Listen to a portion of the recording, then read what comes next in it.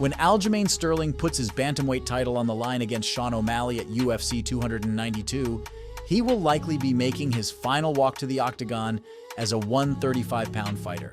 Having already defended his title against 3 former champions, Sterling would like to leave bantamweight with a bang. And there's no better way of doing it than beating the most popular guy in the division, Sean O'Malley, who believes it's his time to shine as the brightest star in combat sports. Who will come out on top under bright lights? Let's find out. Since winning the bantamweight title by a controversial disqualification at UFC 259, Sterling has successfully defended his belt against Peter Yan, TJ Dillashaw, and most recently Henry Cejudo, 3 of the best fighters in the UFC bantamweight division's history. But Sean O'Malley is a challenge unlike any the champ has seen before. Sugar Sean is currently on a 5-fight unbeaten run with a no contest and happens to be one of the most intriguing characters as well as fighters in the division. He's a world-class striker with deceptively powerful fists, and he'll be looking to make the most of his raw power come fight night. On paper, it's a good old grappler versus striker contest, with Sterling being the better grappler and O'Malley being the better striker. But they're both fairly well-rounded. The best way to describe Sterling's striking style is busy.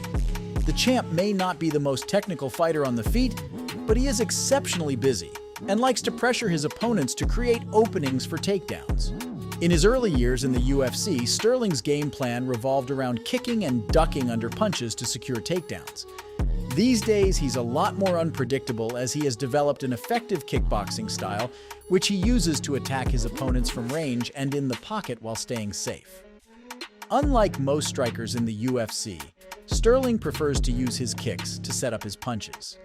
Most fighters, including O'Malley, do it inversely, whereas Sterling punches after he kicks, which is an effective way of building combinations and resetting his stance to catch his opponents on counters. While he may not be the most technical striker, he uses his strengths, including his size and reach, to his advantage. But O'Malley is a tall bantamweight as well. For many, O'Malley is an overrated bum waiting to be exposed because of his antics and shenanigans. But in all fairness, he's an absolute monster in the striking department.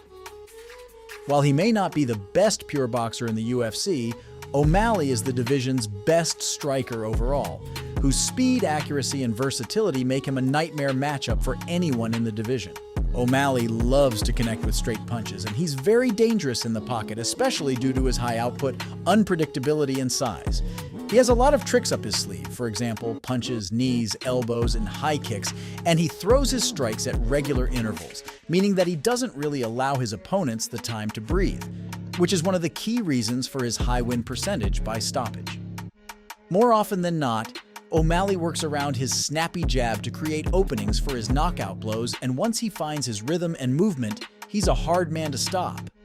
Even a striker as brutal as Yan had problems dealing with O'Malley's striking smarts, and the Russian had to resort to takedowns. So in an all-out striking battle, Sterling is outmatched. Badly. On the mat, however, it's a different story.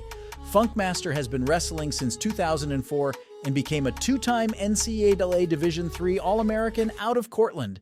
Aljo is one of the best guys in the division when it comes to catching kicks and turning his opponents over to take their back, so that's one area O'Malley will have to be careful with. Sterling is also very good at securing single and double leg takedowns while ducking under punches and taking the fight to the mat. As far as securing takedowns against the cage are concerned, again, Sterling is fairly good, and if he can get behind his opponent, it's pretty much a wrap.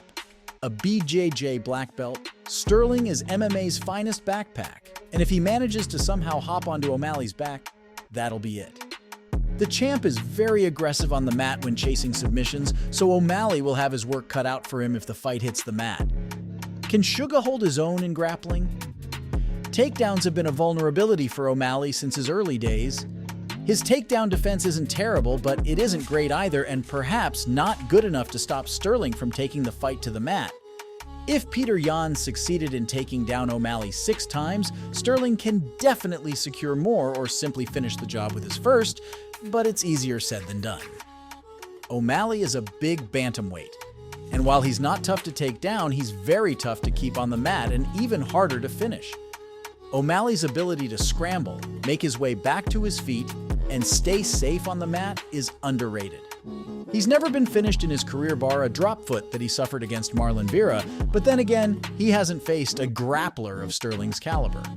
On the mat, it's Sterling's fight to take. In all honesty, O'Malley will have to stop Sterling from taking him down and controlling him on the mat. If he fails to keep the fight standing, Sterling will secure his fourth successful title defense. Who do you think will win? Let us know your thoughts in the comments section below.